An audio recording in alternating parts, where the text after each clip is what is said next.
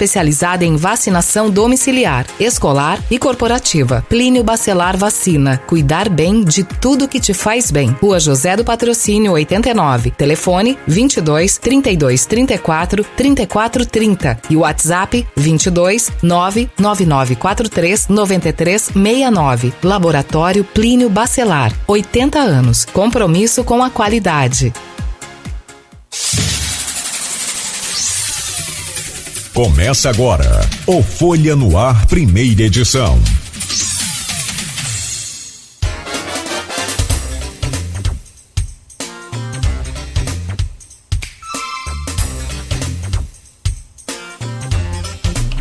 Terça-feira, 25 de outubro de 2022. Começa agora pela Folha FM, mais um Folha no Ar ao vivo, em 98,3, emissora do Grupo Folha da Manhã de Comunicação, também no Face, YouTube e no Instagram.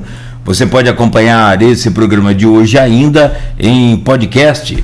E logo mais às 17 horas tem reprise na Plena TV. São 7 horas e 15 minutos em Campos. Muito bom dia a todos. Sejam bem-vindos a essa edição de hoje, que a gente já começa com as principais informações desta manhã. O Instituto Nacional de Meteorologia, que prevê para Campos tempo nublado no dia de hoje. Sol entre nuvens no decorrer do período. A máxima é de 27, a mínima é de 20 graus. Agora faz 22 graus aqui no centro. Não há previsão de chuva por enquanto. No programa de hoje, com a Luísa Abreu Barbosa, nós estamos recebendo e vamos conversar já com o prefeito Vladimir Garotinho, prefeito de Campos, que vem para falar sobre as eleições a deputados aqui da região e a mesa diretora da Câmara. Por fim, Vladimir também, entre outros assuntos, fala sobre o anúncio de voto em Bolsonaro, a liberação de lulistas no governo e a carreata que acontece nesta quarta-feira. Vladimir, já vamos trazer o seu bom dia. Rapidamente, uma passada aqui pelo portal folhão.com.br, só para quem está começando o dia aí agora saber das principais informações. Proteus Serviços de Saúde e Medicina Ocupacional, qualidade certificada ISO 9001-2015, Unimed Campos, cuidar de você, esse é o plano. Laboratórios Plínio Bacelar e Plínio Bacelar Vacina, uma clínica moderna especializada em vacinação, e o apoio de Green Energia Solar. No portal folha1.com.br, prefeito Vladimir antecipa pagamento para sexta-feira, dia do servidor. Anúncio foi feito pelo próprio, durante a abertura do 24ª semana do servidor na prefeitura. Cláudio Castro, governador do Rio, é diagnosticado com H1N1.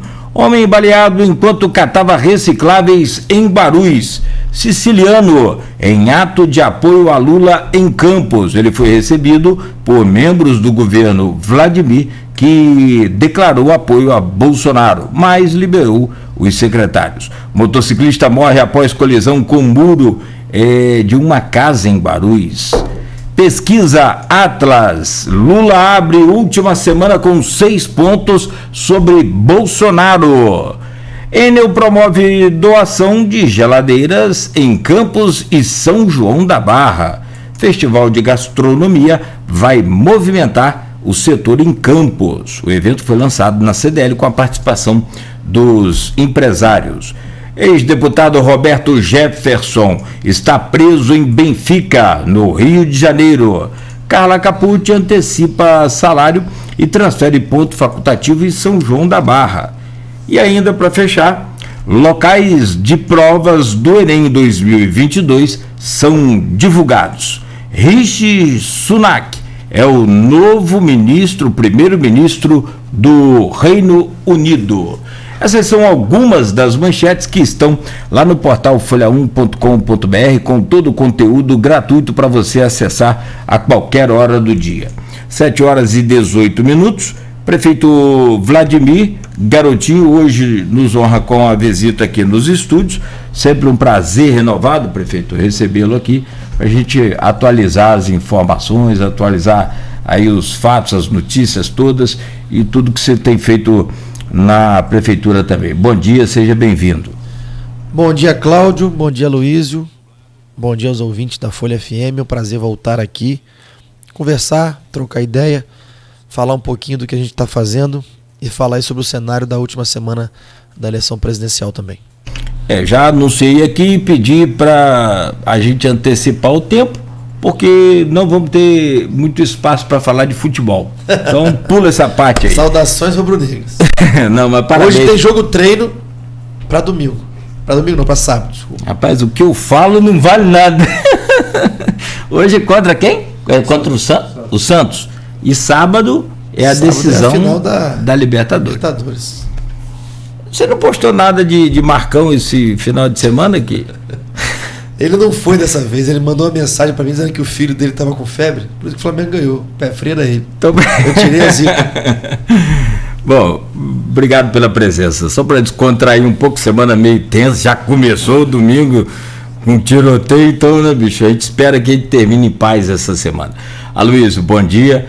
Bem-vindo aí a essa bancada mais uma vez, sempre importante contar com essa presença aqui. Aloysio Abreu Barbosa, bom dia. Bom dia, Cláudio. Bom dia, Beto. Bom dia, Vladimir. Obrigado pela presença. Dá para conversar um pouco em 2 blocos. Um sobre a eleição já ocorrida, 2 de outubro, as consequências aqui para o município, algumas próximas, como na Câmara. Pelo menos se imagina que sejam próximas, né? Tem alternativa.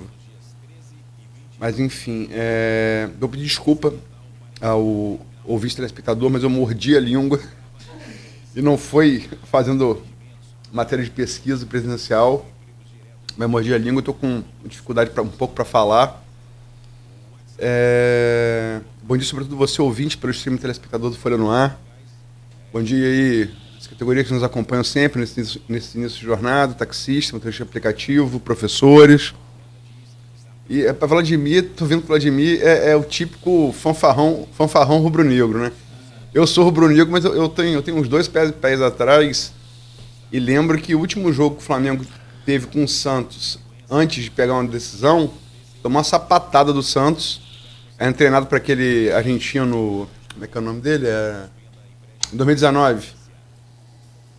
Que era o Sampaoli, né? Sampaoli. Jorge Sampaoli tomou uma sapatada de 4 lá em Vila Belmiro. Eu sou fanfarrão, eu sou otimista.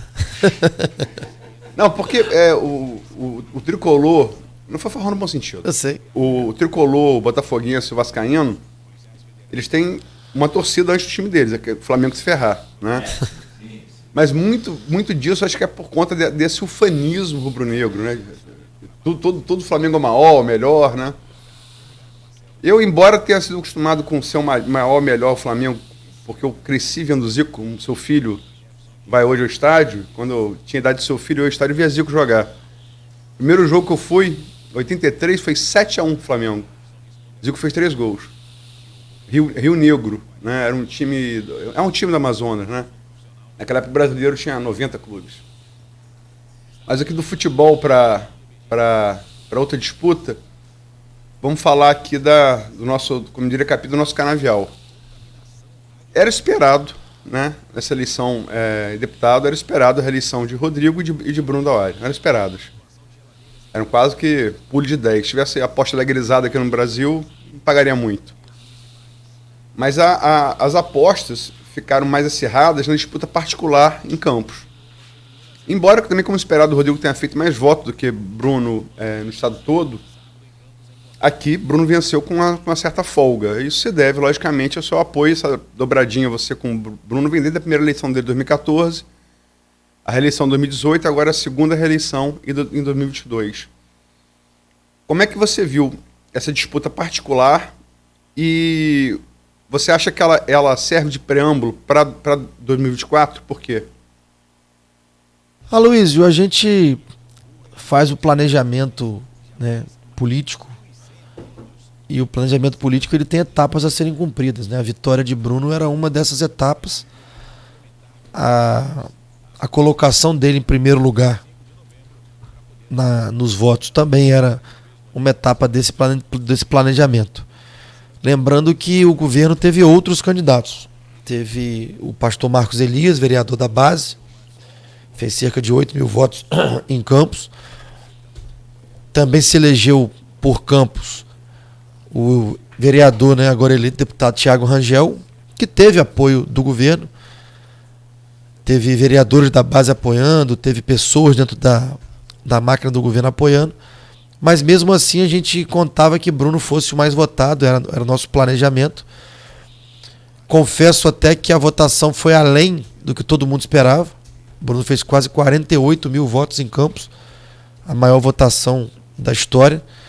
Mas é reflexo também do governo, do bom governo, da aprovação do governo. Aonde você abrir a urna, se Bruno não foi o primeiro, ele foi o segundo, muito próximo do primeiro. Então isso reflete a aprovação do governo por toda a cidade. Então a gente fica contente, porque a aprovação do governo deu a Bruno quase 48 mil votos. A aprovação do governo deu boa parte da votação do deputado eleito Thiago Rangel. A aprovação do governo deu também uma boa votação ao pastor Marcos Elias. A aprovação do governo também deu votos a alguns outros candidatos que foram apoiados por pessoas ligadas ao governo. Por exemplo, o deputado Jair Bittencourt teve apoio de um vereador da base, teve apoio também de algumas pessoas ligadas à Secretaria de Agricultura do município. Então, se a gente for somar a votação que vem derivada do governo, das pessoas próximas ao governo, da aprovação que o governo tem, a gente tem um resultado eleitoral e, consequentemente, político muito positivo, né? Então a gente tá muito contente com o resultado. Lembrando que é só uma etapa do processo político. O processo político segue. Temos aí ainda mais 24 meses para a próxima eleição de 2024. Então eu posso dizer que nesse primeiro tempo do jogo, o resultado está muito satisfatório. Mas ainda tem mais 24 meses para trabalhar, para realizar, para entregar resultado. E aí sim começar a pensar em 2024. Eu vou usar como exemplo, vou retroagir, eu falei do ano passado de 2018, mas 2018 era encarado da mesma maneira. Você e Marcão disputaram para deputado federal, os dois foram bem votados, Marcão se elegeu foi engolido pela onda bolsonarista, né? Foi um acaso, normalmente se elegeria. E a disputa particular aqui em Campos, entre vocês também foi encarada naquela época como preâmbulo para 2020 e você hoje é prefeito. Então você acha que o que valeu lá vai valer para 2024? Por quê? Então, como eu falei, é um primeiro tempo a eleição de deputado. Naquela oportunidade, o ex-prefeito Rafael não elegeu ninguém, nem para estadual e nem para federal. Nós elegemos, nós fizemos o deputado estadual mais votado da cidade. O Bruno bateu o recorde até então do Wilson Cabral. Da cidade? Desculpa. Nada, tá ótimo. O Wilson Cabral, naquela oportunidade, né, era o único candidato da máquina apoiado pelo ex-prefeito Mocávio, e o Wilson Cabral fez 42 mil votos em Campos. Bruno fez quase 48. Então Bruno foi o mais votado. Para deputado federal, tivemos aí muitas mudanças no percurso. Lançamos Juninho Virgílio faltando praticamente 12 dias para a eleição, e mesmo assim ele fez 22 mil votos, né? Não foi uma votação pequena para o tempo de campanha que ele teve. Ele fez praticamente 1.500 votos por dia, né? Mas para deputado estadual, como já tinha uma candidatura mais consolidada, Bruno conseguiu ser o mais votado. Então reflete sim em 2024, é óbvio. A eleição é feita de etapas. A gente cumpriu muito bem essa primeira etapa, e é aquilo que eu falei. É continuar trabalhando, continuar entregando resultado, porque 2024, faltam apenas 24 meses para a eleição de 2024, né? Então, o que a gente quer é entregar resultado. Ontem, por exemplo, eu fui fazer o lançamento de uma obra importante ali no bairro do Santa Rosa, uma escola que a obra está parada há 11 anos, e as crianças estudando numa casa emprestada pela igreja, ali no bairro do Santa Rosa. Foi uma festa no bairro ontem. Uma escola que vai poder abrigar, se eu não estiver enganado, 750 crianças ali no bairro. Escola bonita, moderna. Então a gente segue trabalhando e segue entregando serviço, e tem muita coisa boa para acontecer. Muita coisa que está planejada para acontecer nos próximos 2 anos. Então a gente tem consciência que o resultado foi muito bom, foi muito positivo. Repito, reflexo da aprovação do governo nas ruas, mas vamos continuar entregando serviço, entregando qualidade de vida para o povo, e aí sim começar a pensar mais efetivamente na eleição de 2024, mais à frente um pouco. Você falou de Thiago Rangel. Thiago Rangel foi entrevistado aqui nesse programa, pelo Cláudio, por Arnaldo, por mim, e ele contestou um pouco esse apoio que você falou que deu. Palavras dele aqui, Nogueira, você lembra bem, o ouvinte também se lembra, que você ajudou não atrapalhando, foi a definição dele. Como é que você interpreta essa declaração dele? Eu não quero entrar em polêmica, né? O deputado, agora eleito deputado, sabe quais foram os nossos combinados, sabe que eu cumpri todos eles. Quem acompanha a política de perto viu que eu participei das reuniões dele, que eu fiz o possível. 2 vereadores da nossa base, liberados por mim, apoiaram ele. Pessoas dentro da máquina também apoiaram ele, enfim. Eu fui a reuniões dele, inclusive numa reunião emblemática que teve no comitê dele, né, onde ele gravou um vídeo, onde eu dizia que ele era sim também um candidato do governo. Tem uma reunião, tem um vídeo que ele foi inclusive patrocinado, impulsionado durante a campanha. Depois teve a reunião dele na Multiplace grande, que eu fui também, disse a mesma coisa, que a população podia entender e podia, ali as lideranças ligadas a ele, podiam dizer na rua que ele era também um candidato apoiado pelo prefeito. A aprovação popular, que é medida, né, tem pesquisa sobre isso e também se reflete na eleição de Bruno, que é a pessoa mais próxima a mim. Então eu dei as condições para que ele pudesse trabalhar, né? Desejo toda sorte a ele, que ele faça um bom mandato, represente a nossa cidade, que a gente possa continuar parcerias futuras. Eu disse isso a ele numa reunião recente lá na prefeitura, que a gente quer construir política junto, quer fazer política junto, mas tudo tem o seu tempo, tudo tem o seu momento. Hoje a gente vive um momento aqui em Campos de terminar a eleição presidencial. É importante que essa eleição termine, vai terminar agora no próximo domingo, a gente possa avaliar os resultados como um todo e aí sim fazer as composições políticas necessárias para seguir o governo.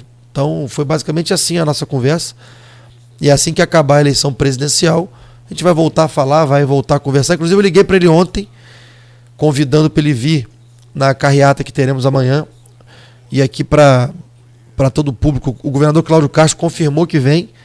Ele hoje deve estar saindo aí do período de repouso do H1N1, hoje terça-feira, então amanhã está confirmada a presença do governador Cláudio Castro aqui no evento junto do senador Flávio Bolsonaro. Eu ia perguntar, eu perguntei antes de você, eu vou entrar no bloco seguinte, né, Cláudio Castro. E Thiago, vem também? Eu ontem liguei para ele. Ele falou que ele está no Rio, que ele ia tentar se programar para vir, né? Assim como também falei o telefone com o deputado Rodrigo Bacelar, também chamei para vir. Então, eu estou convocando as forças políticas da cidade que estão apoiando o Bolsonaro, né? Como o Cláudio Castro, que é o governador, e lidera também esses movimentos aqui, o movimento das lideranças políticas está vindo. Eu convidei também todas as outras lideranças para que pudessem vir. Não sei se virão, mas foram convidadas. E Thiago Rangel aqui, ele não declarou voto a presidente. Rodrigo, todo mundo sabe, é aliado de Cláudio Castro, mesmo partido de Bolsonaro, PL. Como é que foi a recepção de Thiago e, sobretudo, de Rodrigo, o seu convite? O Rodrigo falou que ia tentar se programar, ele não estava na programação dele. Thiago Rangel ontem também a mesma coisa, porque eu liguei para ele ontem, porque o governador só confirmou ontem. Mas ele Thiago declarou voto a Bolsonaro? Não, eu sinceramente não sei, mas como ele é um deputado da cidade, eu liguei para ele: olha, o governador vai estar aqui, você é um deputado que vai ser da base do governador, então estou te convidando para vir ao evento. Eu sinceramente não sei se ele virá. Ele falou: eu não sei, eu estou no Rio, eu tenho que ver a programação. Foi a resposta dele. Mas eu não deixei de convidar, né? Então todos estão convidados para participar. Eu acho que é um movimento com a presença do governador, então é importante os deputados que são da base do governador, que o governador declaradamente apoia a reeleição do presidente Bolsonaro. Então eu convidei todos aqueles para que possam estar presentes aqui. Vamos falar um pouco de mesa diretora. De novo, a correlação entre deputado estadual e Câmara de Vereadores. Tá até brincando quando subi aqui, encontrei com você e Sérgio Cunha. Aí você brincou que aqui são 45 degraus, né? Você brincou para botar uma escada rolante. Eu falei: Marquinhos Bacelar, quando esteve aqui, falou que se o Rodrigo vencesse a eleição a presidente da Alerj, ia botar uma esteira rolante. O muro que separa a bancada governista da oposição não ia ser mais muro, ia ser uma esteira rolante de aeroporto. Então, ele disse isso aqui no programa e tal. Mas como é que fica essa correlação da eleição, que está definida, né? A Alerj, com a perspectiva que tem Rodrigo, tem o Canela, tem o próprio Jair Bittencourt, né? Que são os nomes aí cotados para... Tem o doutor Serginho também, eu acho. Doutor Serginho. A verdade é que quando o Cláudio Castro não se manifestar, isso vai ficar, né, a especulação. Mas, enfim, qual a correlação que há e pode haver entre a presidência da Alerj e a mesa diretora de campos? Luiz, política é feita de diálogo, de conversa. As pessoas conversam, né? Eu estou conversando, não estou procurando, como algumas pessoas disseram, não estou procurando individualmente vereadores. Obviamente o meio conversa, um vereador conversa com outro, o interlocutor procura, conversa. Isso faz parte do processo, né, normal. Eu não entrei ainda de cabeça na eleição da mesa da Câmara, né? Assim como o Cláudio Castro também não entrou na mesa da Alerj. A gente está esperando a definição da eleição presidencial, que é domingo agora, no próximo domingo agora, para a gente começar a intensificar as conversas. É assim mesmo que funciona o processo político. O que eu queria deixar claro é que não se deve, né, transformar uma eleição de mesa numa guerra particular que não existe. Porque algumas pessoas vendem essa eleição da mesa diretora de campos como uma guerra particular entre dois grupos. Não, a Câmara, ela é independente. Eu tenho lá hoje, obviamente, um presidente que é meu aliado, meu amigo antigo, o Fábio Ribeiro, que ele está também buscando a reeleição, mas seja lá quem for o presidente, e existem várias alternativas, não existem só duas alternativas, a gente tem que dialogar, tem que conversar, tem que pensar na cidade, no melhor caminho para a cidade, em como as instituições vão se relacionar pelo bem da cidade. Então eu, de verdade, não estou ainda dentro da eleição da mesa da Câmara. Eu estou fazendo o meu papel, estou governando, temos uma eleição presidencial no próximo domingo, e aí sim, acabando a eleição, a gente vai intensificar as conversas para poder saber qual é o melhor caminho nós vamos seguir. Agora, que está todo mundo procurando um ao outro, é normal.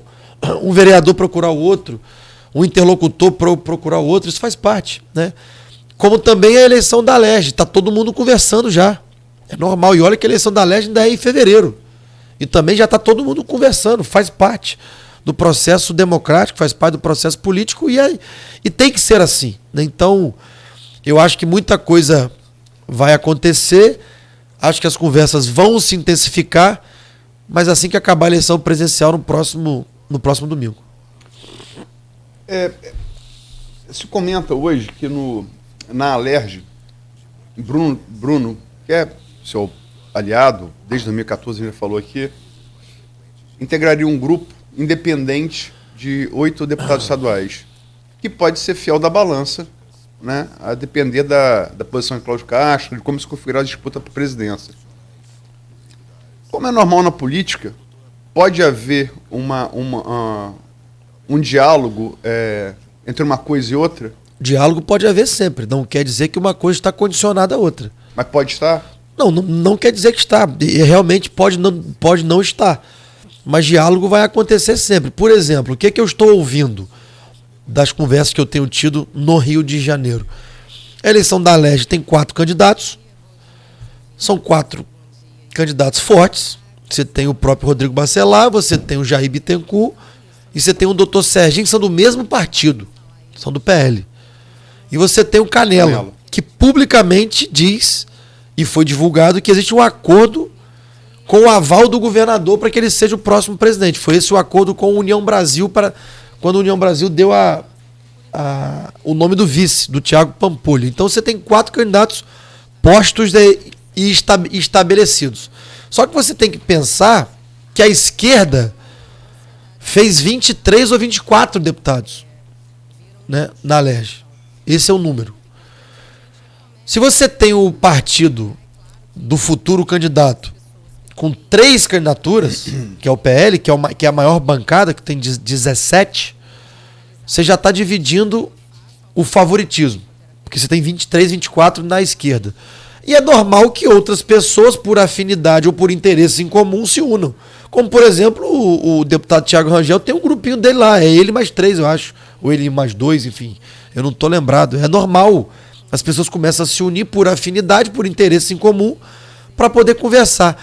Uma coisa da Alerj está atrelada definitivamente à Câmara de Campos? Não tem nada atrelado. Mas existe conversa. As pessoas dialogam, as pessoas conversam.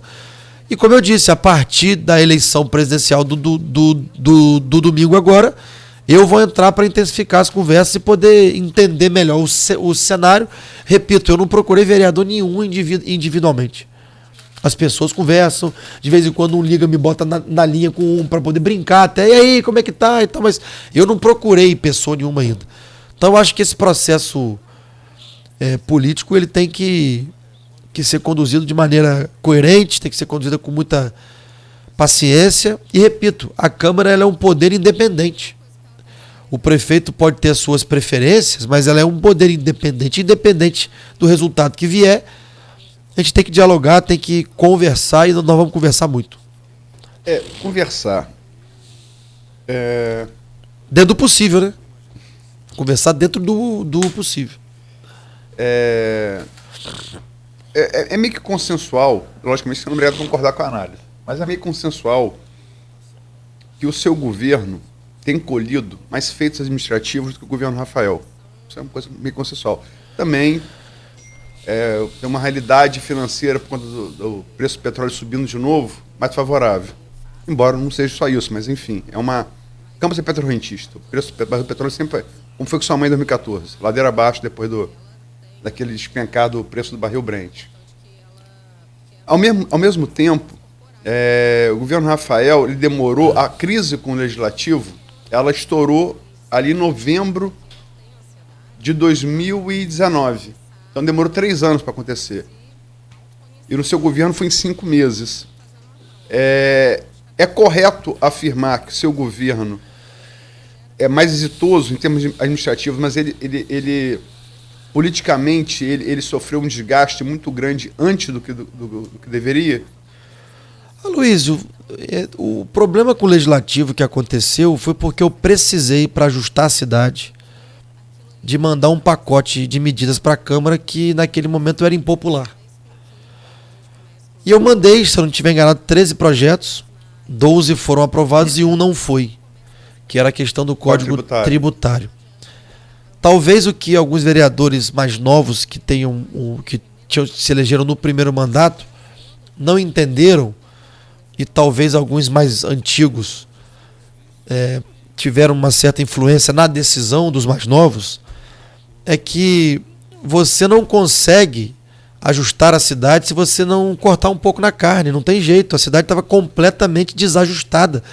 E eu tinha um problema grave, que era uma decisão, uma determinação do Tribunal de Contas do Estado, em que a prefeitura não podia mais pagar salário de servidor com royalties do petróleo. E eu não tinha recurso próprio suficiente para bancar a folha. Não tinha. Então eu tinha que propor um acordo com o tribunal. Era a única saída que a cidade tinha, não era que Vladimir tinha, que a cidade tinha. E eu tive que mandar o projeto para a Câmara. Eu não tinha opção. Mas isso gerou uma crise. Talvez pela pressa, né, e pela necessidade de aprovar o acordo com o tribunal, o assunto tenha sido pouco debatido. Eu faço aqui uma autocrítica. Mas era a pressa, era a necessidade. Fábio Ribeiro também fez essa autocrítica aqui. Só estou endossando. Mas pela pressa que a cidade tinha em aprovar um acordo com o tribunal, eu tive que mandar aquilo para a Câmara. Os vereadores sabiam, talvez não tenha sido tão debatido, mas os vereadores sabiam, todos eles sabiam que teria que ser mandado para a Câmara, mas alguns não quiseram dividir o desgaste com o Executivo. Preferiram não votar, preferiram se isentar daquele momento. E aí começou a se criar um problema com a Câmara, né? Então não foi uma briga porque eu quis, não foi uma briga porque talvez ninguém quisesse ter aquela briga, foi uma briga por uma circunstância necessária para o município que hoje tem as suas contas em dia, que hoje tem uma vida financeira, um município saudável, coisa que não era possível de se imaginar quando a gente assumiu. A gente assumiu uma prefeitura devendo 2,5 folhas de salário de funcionário concursado, com 13º de aposentado parcelado, com RPA, em muitas das situações, 8 meses sem receber, fornecedor da prefeitura, todo mundo pendurado. Essa foi a realidade que nós encontramos. E precisamos tomar medidas administrativas duras para ajustar o trilho. E a gente teve que mandar os projetos de lei para a Câmara.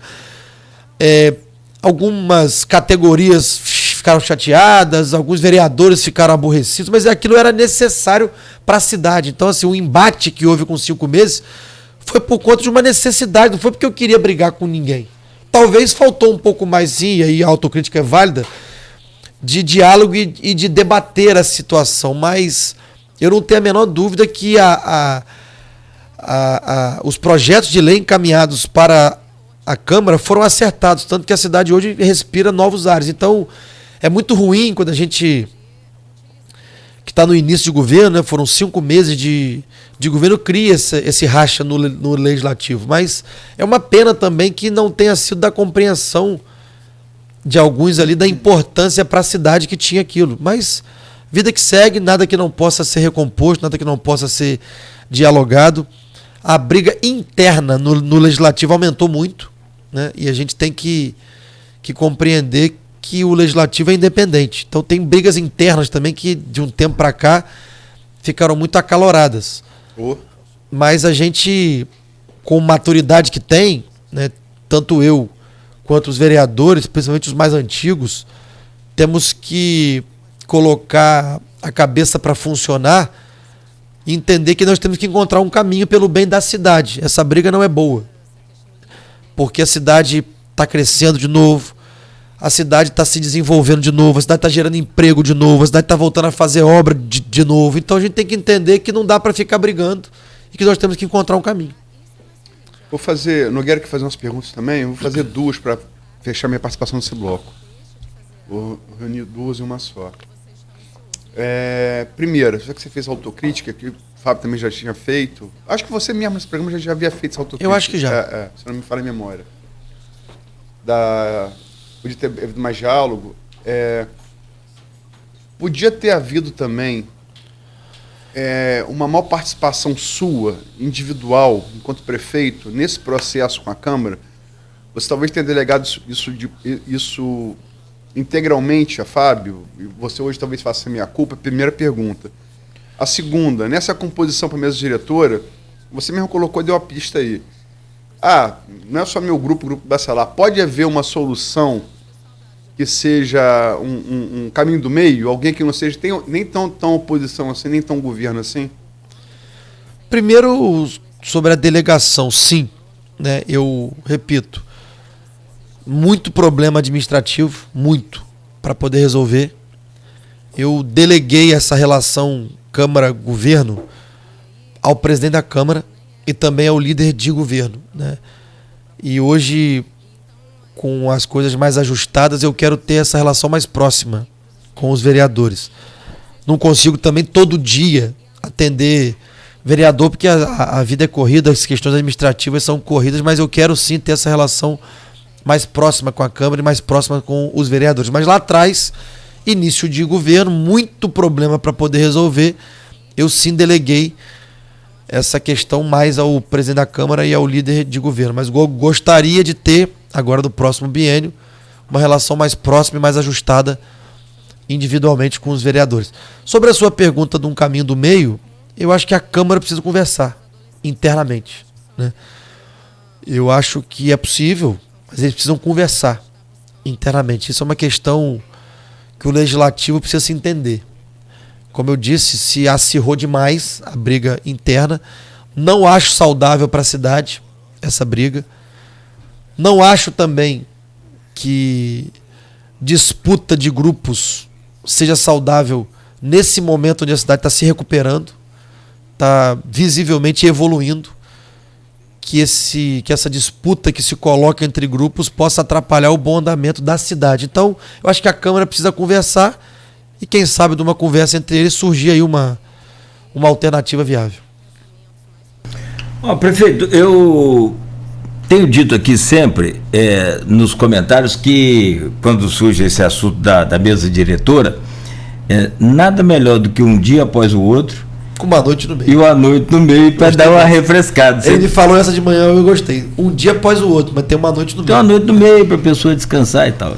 Isso significa o quê? Que, claro, com diálogo você pode resolver. E você ficou muito conhecido aqui, até no programa, né, Luiz? Por várias vezes, alguns convidados, alguns deputados comentavam do seu bom relacionamento em Brasília, da sua forma, no linguajar mais jovem, descolado de atuar em Brasília. E com muita habilidade, com muita conversa. A pergunta que eu quero te fazer é que desde 1992, quando eu vim de Italva para cá, eu me lembro, acho que o prefeito era Sérgio Mendes, 92. De lá para cá eu não me lembro. Confesso. Não é? Depois eu morei um tempo em Marataízes, pula essa parte, mas de 2000 para cá, então, vamos dizer, 92, 89. 89, então era garotinho. 89, 90, era garotinho. 92. Eu acho que era foi eleito em 92. Ele foi em 93, então. Então, quando eu vim para Campos, seu pai era prefeito. Mas vamos colocar de 2000 para cá, então. Eu não me lembro de nenhum prefeito tenha tido oposição na Câmara. A minha pergunta para você é assim, claro que até lá tem essa história do um dia após Sérgio o outro. Mendes teve oposição, Sérgio Mendes perdeu a Câmara. Perdeu a Câmara, Paulo Feijó ganhou de Paulo Feijó foi presidente. O voto era secreto ainda. Naquela época. Eu quero saber... Ele revelou agora, 20 anos depois, o voto foi que a Link definiu. Então são 30 anos depois, nós podemos ter uma Câmara contra de novo, praticamente assim. Vamos dizer. O que eu quero te perguntar é, você, claro e evidente, com toda a sua habilidade, vai tentar aí conversar com os vereadores. E a história da noite, um dia após o outro e a noite do meio. Mas eu quero saber, você está preparado para administrar com a Câmara contra? Cláudio, eu vou repetir aqui o que eu disse um pouco antes. São vereadores eleitos pelo povo, é um poder independente e a Câmara tem que escolher um presidente. Eu vou, obviamente, depois da eleição de presidente, intensificar as conversas para tentar encontrar um caminho. Mas independente do presidente que estiver lá, ele não precisa ser contra o prefeito, ou contra a cidade, ou contra o governo. A gente tem que dialogar, conversar. Eu sou uma pessoa do diálogo, sempre fui. Você mesmo falou que é reconhecido por outros atores políticos, mas todo diálogo ele tem um limite do possível, tem um limite do razoável. Se isso foge, eu não vou embarcar, né? Eu não estou aqui para isso. Então, dentro do limite do diálogo, dentro do limite do possível, para a cidade caminhar, para o bem de todos nós, a gente vai dialogar, vai conversar, independente de quem for o presidente. Eu acredito de verdade que a boa relação vai se manter, tem que se manter. Repito, é muito ruim para a cidade essa briga, que tentam desenhar o tempo todo. É o grupo de cá, o grupo de lá, e disputa e briga pelo poder da Câmara. Eu não vejo dessa forma, eu vejo a Câmara como um instrumento importante, um poder independente que tem que dialogar com o município sempre. É como se a Câmara fosse, e ela de fato é, um poder paralelo. Ela tem a sua gestão, ela tem o seu recurso, ela tem as suas particularidades e tem que dialogar com o município. E o diálogo saudável, o diálogo dentro do possível, vai acontecer sempre, da minha parte. Mas, repito, dentro do possível. O que é impossível, não dá para conversar. Você fala em paz mesmo com os Bacelar presidindo a casa? Eu não tenho problema em conversar com ninguém. Vou aqui dizer, porque eu acho que já não é mais segredo, algumas pessoas já me relataram que sabem. Bacelar me ligou na quarta-feira, eu liguei de volta para ele na sexta. A gente anda se Bacelar falando. Rodrigo, né? Rodrigo. A gente anda se Foi hasteada a bandeira da paz? Eu fiz isso logo depois da eleição de deputado.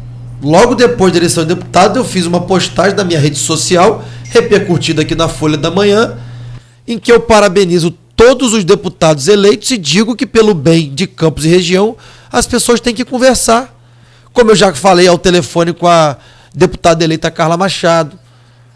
Com o Bruno eu falo quase que todo dia, porque o Bruno é meu amigo pessoal. Falo com o deputado Jair Bittencourt, falo com o Rosenberg Reis, eu falo com quem eu tenho relação, não tenho problema nenhum em falar. Então, a gente tem que esquecer um pouco a disputa eleitoral que já passou. A próxima eleição é daqui a 24 meses. Se a gente for ficar discutindo política, pensando só em eleição, ninguém vai sair do lugar nunca, gente. Eleição de deputado passou, Rodrigo está eleito, Bruno Dauari está eleito, Thiago Rangel está eleito, Carla Machado está eleita. Vamos trabalhar com os eleitos, pensando no bem coletivo político, é isso. Eleição de prefeito 2024, quem vai ser candidato, quem não vai ser candidato, isso é para o futuro. Vamos pensar na cidade, vamos pensar na região e vamos trabalhar. Se der para trabalhar em conjunto, ótimo. Assim se faz política, conversando com os diferentes para tentar encontrar caminhos e soluções. É isso que é a política. Na hora da eleição, cada um vai disputar a sua eleição e cada um vai disputar o seu espaço. Tem várias perguntas aqui do grupo, algumas delas pertinentes à questão do último bloco, que é de presidente. Mas tem uma do Edmundo que eu posso fazer agora para a gente ir caminhando para o encerrar. São duas, né? São duas, na verdade. Vou te fazer a primeira do Edmundo, logo a seguir eu faço a outra, então. Lá no grupo de WhatsApp do programa e do blog Opiniões, que é do Aloysio Abreu Barbosa. Vladimir, o restauro do solar dos Airis é uma determinação judicial e, apesar dos últimos acontecimentos nacionais, decisão judicial se cumpre. Segundo fonte, já existe cerca de 1 milhão empenhado para o início das obras e mais 20 milhões previstos. Essa informação procede? É a pergunta do Edmundo Siqueira, é blogueiro aqui no portal Folha 1, na Folha, e também é servidor público. Mandar um abraço para o Edmundo, parabenizar ele pela luta histórica que ele tem. Dizer para ele que sim, é uma determinação judicial da Justiça Federal. A Prefeitura conseguiu desenvolver o projeto, é um projeto caro, tá? Custa em torno de 50 milhões de reais a obra inteira. É um prédio muito deteriorado pelo tempo. Portanto, uma obra muito cara, de restauro. Nós colocamos sim no orçamento, porque como manda a determinação judicial, você tem que garantir orçamento para ela. Então nós colocamos 1 milhão de reais para poder dar início à licitação da obra. Mas a Prefeitura não dispõe nesse momento, dentro da sua programação orçamentária e financeira, dos 50 milhões livres para fazer essa obra. Porque nós temos outros compromissos firmados, outras licitações que já aconteceram, então nós não temos 50 milhões disponíveis para fazer a obra. A gente está esperando a definição aí das eleições, tanto estaduais quanto federais, para poder correr atrás do recurso. A gente não pode correr o risco de acontecer, por exemplo, como está acontecendo no arquivo público, de conseguir o dinheiro e o dinheiro ficar parado. E aqui eu faço uma crítica pública, porque eu já falei com ele, com o Raul, ao modo que a UENF está tratando o recurso, né? Cada hora é uma dificuldade, cada hora é uma pendência, a Prefeitura entrega tudo, a Prefeitura responde tudo. E segundo o Raul, porque eu estive com ele há pouco tempo na feira de oportunidades, isso é uma questão interna da UENF, de trâmite burocrático da UENF, de segurança jurídica para a UENF, e o dinheiro não anda. O dinheiro está na conta, depositado, se eu não estiver enganado, desde maio. Está rendendo juros? Está lá rendendo juro para a UENF. Tá parado. Você vai ter que devolver também esse dinheiro, não sei qual é o procedimento dessa lei, né? Isso é uma outra questão, porque, segundo o Raul, ele colocou o dinheiro num fundo de pesquisa, e que por ser fundo de pesquisa, não precisaria devolver. Foi o que o Raul me disse, né? O André Siciliano está em Campos ainda, inclusive, sai daqui eu devo encontrar com ele, porque eu gosto muito do André, isso é público, vou dar um abraço nele. E vou até perguntar para ele, André, volta ou não volta? Vou até fazer essa pergunta para ele, o dinheiro volta ou não volta? O dinheiro está lá, parado, depositado. Eu estou no serviço público também, eu sou prefeito, mas não dá para a gente entender que vai virar o ano e o dinheiro o projeto não sai. Deixa eu engatar uma pergunta nessa resposta sua. Dadas as dificuldades que são notórias, o dinheiro liberado há um ano, nenhum prego ter sido colocado no arquivo público, no celular dos jesuítas, se houver uma nova oportunidade de um acordo desse, vocês vão buscar uma pessoa jurídica diferente que não o INF para tentar fazer essa ponte? Muito provavelmente. Porque no primeiro momento, quando eu solicitei o recurso ao André Siciliano e o deputado Bruno Dauari fez essa intermediação também, por ser um dinheiro de sobra de 1/10 da Alerj, ele só poderia encaminhar para alguma entidade estadual. E na época a gente decidiu encaminhar para o UENF. Se houver outro caminho, não sei se há, mas já me disseram que há, desde que seja aprovado pelo plenário da Alerj, pode ser que haja outro caminho, nós vamos buscar outro caminho, porque o que a gente quer é que a obra aconteça, independente de quem vai receber o recurso. Não necessariamente precisa ser o município de Campos, mas eu soube, por exemplo, que desde que aprovado no plenário pode ser pelo consórcio intermunicipal. Foi o que me disseram, que alguns outros projetos foram encaminhados pelo consórcio porque foram aprovados pelo plenário. E aqui não vai uma crítica pessoal ao Raul, né? Vai uma crítica à instituição UENF, porque não anda. Com todo o respeito que eu tenho ao UENF, universidade extraordinária, mas o recurso não anda. Tudo que eles pedem à prefeitura o tempo todo a gente responde. Toda a documentação que eles pedem a gente manda. E o recurso está lá parado. E daqui a pouco vai acontecer o pior. Porque com essa chuva forte que deu aí, que é um evento da natureza, foi uma chuva muito forte, com muito vento, muitos locais entrou água, muitos locais alagaram, e o arquivo público enfrenta dificuldades. Daqui a pouco vai molhar o nosso arquivo todo. Nós vamos perder a história de Campos, a história da região que está guardada lá. Então, assim, fica aqui o meu pedido público. Liberem o recurso, façam a licitação, contratem o projeto. O que me parece, sabe, existe um acordo de cooperação técnica entre a prefeitura e uma empresa especializada em projetos e em captação de recursos. Essa empresa, a Sabra, essa empresa já tem uma pré-autorização do IFAM para fazer a primeira etapa da obra, que é o telhado. E como é obra de restauro, você não tem o projeto completo. O IFAM te dá a primeira autorização para o telhado, depois do telhado pronto, ele te dá outra autorização para outra parte, depois dá autorização para outra parte. Só a Sabra tinha esse projeto. O que tá aparecendo para todo mundo é que tem outras empresas nesse espaço de tempo, de maio até agora, se habilitando junto ao IFAM para poder fazer a obra também, e aí o Raul poder licitar. É o que parece, porque a UENF está insegura em fazer, de repente, uma contratação da única empresa que tem o projeto, e que ele está ganhando tempo para que outras empresas possam se habilitar junto ao IFAM, para poder disputar uma licitação. Tá bom, mas e se não conseguir habilitar junto ao IFAM? Porque não é fácil, não. É difícil. Então, assim, eu, por exemplo, quando tive que matar no peito e fazer uma obra emergencial no Hospital Geral de Guarulhos, eu fiz porque era necessário fazer. O hospital estava caindo, estava chovendo dentro. Eu matei no peito, fiz uma licitação emergencial e botei o hospital de pé. Então, assim, nós gestores, às vezes, temos que assumir o risco, matar no peito e resolver. Então, assim, é uma sugestão aqui que eu dou, Raul. Eu sei que ele pode estar preocupado com o futuro, com a questão jurídica, mas o solar dos jesuítas, o arquivo, está chovendo dentro. Nós vamos perder o nosso patrimônio. Se fosse se o dinheiro estivesse na conta da prefeitura, eu já tinha feito um emergencial com laudo técnico, com parecer da procuradoria, com parecer do IFAM, dizendo que o prédio está chovendo dentro, que tem autorização para poder contratar aquele projeto, e já tinha feito. Mas é uma questão interna de cada instituição. A UENF não se sente à vontade em fazer. Tem umas perguntas, eu acho que para encerrar esse bloco tem 3 aqui que eu acho não... Edmundo Siqueira respondeu aqui, acho que falta determinação. Minha. Não, opinião do Edmundo Siqueira. Ok. Falta determinação de quem está com dinheiro. Da UENF, ele completou agora.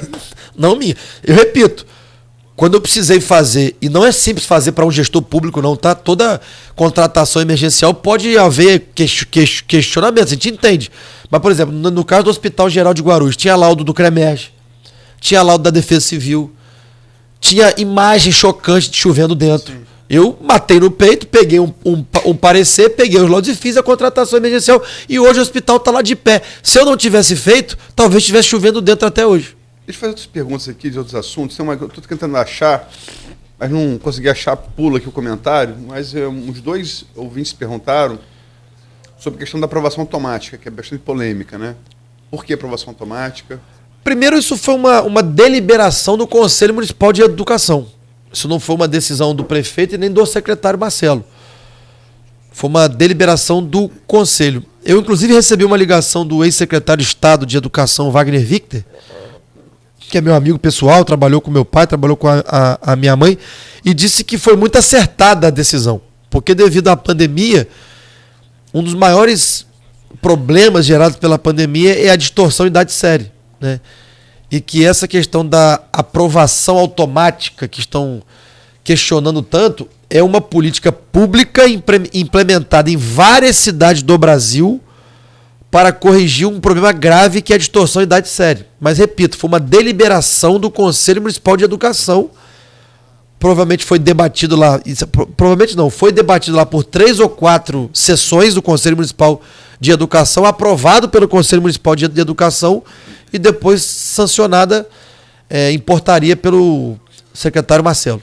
Falar em conselho, tem uma pergunta aqui do Renato Siqueira, arquiteto, no grupo também do WhatsApp. Senhor prefeito, nos meios para a melhoria do sistema de transporte, com garantia de participação da população, é o Conselho de Mobilidade Urbana, que deveria estar ativo desde a aprovação do Plano de Mobilidade ocorrido em abril deste ano. O que falta para o início do funcionamento do Conselho de Mobilidade Urbana? Olha, eu não tenho essa resposta aqui agora. Posso perguntar ao Cláudio Valadares, posso perguntar ao pessoal do IMTT e podemos colocar em prática sem problema nenhum. Mas, de fato, eu não tenho essa resposta aqui nesse momento. A última pergunta, tem o Iago Santana, várias participações aqui. Ele elogia as obras todas no município em Morro do Coco. Já faltou aqui mais 20 vezes. Iago, filho do grande Evaldo Santana, lá, ex-vereador de Morro do Coco. Um abraço para o Evaldo, um abraço para Morro do Coco. Foi candidato também agora. Foi candidato a deputado agora. Foi o segundo mais votado em Morro do Coco. Foi. Evaldo tem serviço prestado, tem muita amizade em Morro do Coco. Primo de Antônio Esclei. Um abraço para ele, para toda a sua... Evaldo é daquela época do Feijó, na Câmara. Evaldo Santana. Um pouquinho depois. 96. Evaldo foi vereador acho que em 2004. Anos 2000. Se eu não estiver enganado. 2004? Se eu não estiver enganado. Então o Iago pode responder aí. Mas eu acho que foi 2004. Então, Morro do Coco a gente... Se eu não estiver enganado também, sabe, Iago? Você pode falar porque é tanta coisa na cabeça que às vezes a gente acaba confundindo. Nós reformamos lá a escola, reformamos a creche, colocamos iluminação em LED. Foi despachado agora por mim na semana passada uma questão de uma vala negra que tem ali no centro de Morro do Coco, para poder acabar com aquela vala negra. Estamos fazendo estradas, é importante falar aqui o trabalho da Secretaria de Agricultura.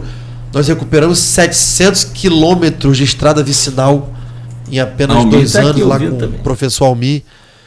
Um trabalho belíssimo, tecnicamente bem feito pelo Almir, pelo Álvaro César, pelo Robinho, pelo Gedson, enfim, todo o pessoal da Secretaria de Agricultura. Mas Morro do Coco eu sei que tem um sonho. O sonho de Morro do Coco é uma praça. Ele falou aqui. O distrito não tem uma praça. Eu lembro que no governo da minha mãe, a prefeitura não dispõe de área em Morro do Coco. E a gente teria que ter uma desapropriação ou até uma doação de alguém para poder fazer uma praça em Morro do Coco. Eu realmente não me lembro aqui de cabeça se chegou a encontrar essa área, né? Acho que até falaram comigo que teria uma área, mas que não era no centro de Morro do Coco, enfim. Mas a comunidade deseja muito uma praça, né? E se tivermos uma área, a gente vai buscar aí ajuda de deputados, vamos buscar no orçamento próprio da prefeitura, de repente, para atender a comunidade de Morro do Coco, fazer uma praça lá, porque eu sei que é importante para todo mundo lá. O Iago tá falando que consegue a área. Se conseguir a área, mas ele consegue o quê? Doação? Se conseguir uma doação de área, mais fácil ainda. É que para comprar fica mais complicado, né? Bom, deixa eu fazer só uma última pergunta aqui da Helene Leão, do Ciprasep. Vai lá. Ela pergunta sobre o Prev Campos. Campos ainda não fez adequação à emenda 103. Quando será votado? Está na Câmara já há bastante tempo.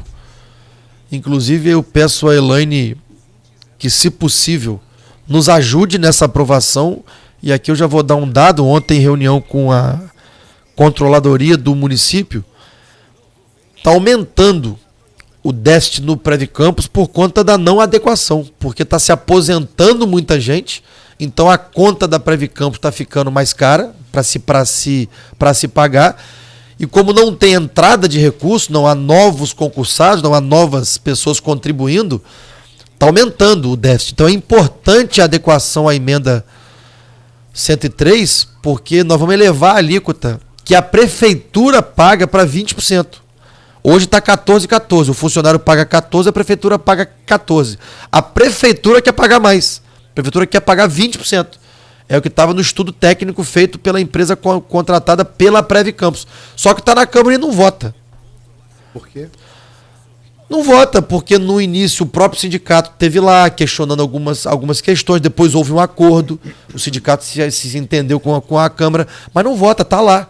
É uma questão interna da Câmara. Eu vou mais uma vez essa semana reiterar a necessidade. Está aumentando o déficit. Sim. Repito, tem mais pessoas se aposentando, ou seja, a conta de pagamento da Previcampus está aumentando para os aposentados e pensionistas, e tem menos gente contribuindo.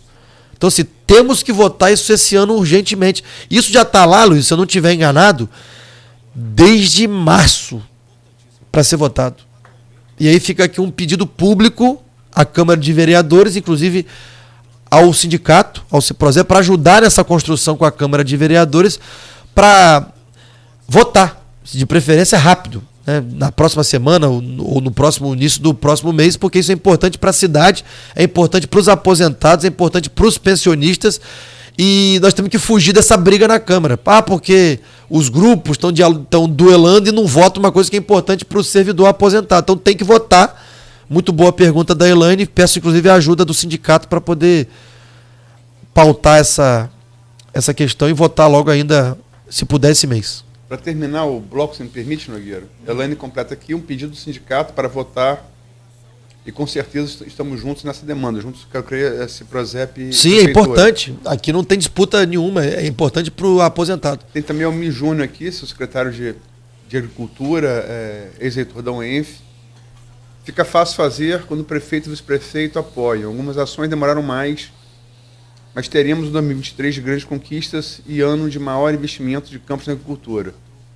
Ponte, terminal pesqueiro, assistência técnica. Posso dar uma palavrinha só nessa Pode. Nessa fala só posso falar a última? Lógico. JC Cordeiro. Luiz, por favor, pergunta sobre o posto de bombeiros na Baixada em parceria com o governo do Estado.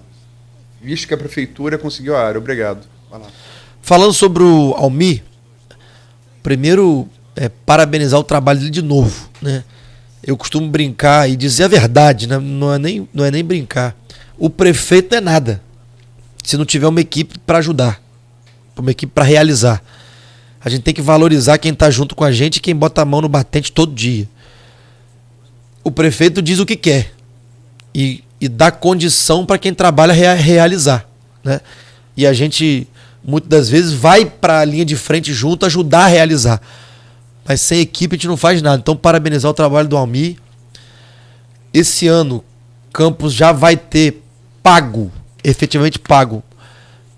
Se você somar os 4 anos do ex-governo, Rafael, esse ano de 22, o que a gente vai pagar efetivamente de trabalho realizado pela agricultura é mais do que os 4 anos somados. Só esse ano. Isso foi um compromisso nosso de campanha, que Campos ia ter o maior investimento em agricultura da sua história. Não vai ser o da história esse ano, mas ano que vem vai ser. Dentro do nosso planejamento, nós temos 36 pontes de concreto no interior, onde vai ajudar o pequeno produtor a escoar a sua produção. A princípio, 36 pontes tinham um orçamento de 50 milhões de reais, mas como o preço de material está subindo muito e esse orçamento era um pouco antigo, deve subir um pouco. Nós vamos ter o maior orçamento da história na Secretaria de Agricultura ano que vem. Muitas dessas pontes já vão ser licitadas esse ano, o projeto já está lá, acabando o termo de referência para ser colocado em licitação. Inclusive tem uma ponte, Aloysio, que é em Lagoa de Cima, que teve aqui o Sofiati dizendo que teria que ser 1.500 metros de ponte. Não, são 70 metros de ponte. É ali em Santa Rita, ligando um lado ao outro da... Parece que tem uma próprio Fábio Ribeiro me explicou que é de lá da Lagoa de Cima, tem a diferença dos pontos, né? Depende dos pontos. Já está decidido em Santa Rita. Depois o Almir pode aí escrever no comentário para você dando mais detalhes. A ponte que vai ligar os dois lados da lagoa. Isso é extraordinário para quem gosta de pedalar, para quem gosta de frequentar a lagoa, não vai precisar mais dar aquela volta toda para chegar de um lado ao outro. Então vamos ter uma ponte ali ligando os dois lados de Lagoa de Cima. Pode fazer com o Cristiano, atravessa nadando. Mas é para quem é atleta igual o Cristiano, que disputa Ironman, né? Então nós teremos sim grandes investimentos programados, planejados para 2023. No caso dessas pontes, recurso 100% municipal. A princípio era um projeto que eu tinha encaminhado para a Secretaria Estadual das Cidades, mas depois a gente retirou de lá, colocamos outro projeto no lugar e trouxemos para recurso municipal. Eu tenho certeza que vai ser muito importante. A outra pergunta que você fez eu já não me lembro mais. Repita, por favor. É do JC Cordeiro perguntando sobre o posto do Bombeiros na Baixada. JC, esse Bombeiro na Baixada, isso mesmo. Esse é um dos problemas em que a gente fala sobre a disputa desnecessária de grupos políticos. A área estava decidida, com autorização, mas aí um outro grupo político quer fazer em outra área. E fica nessa briga. E aí a obra não anda.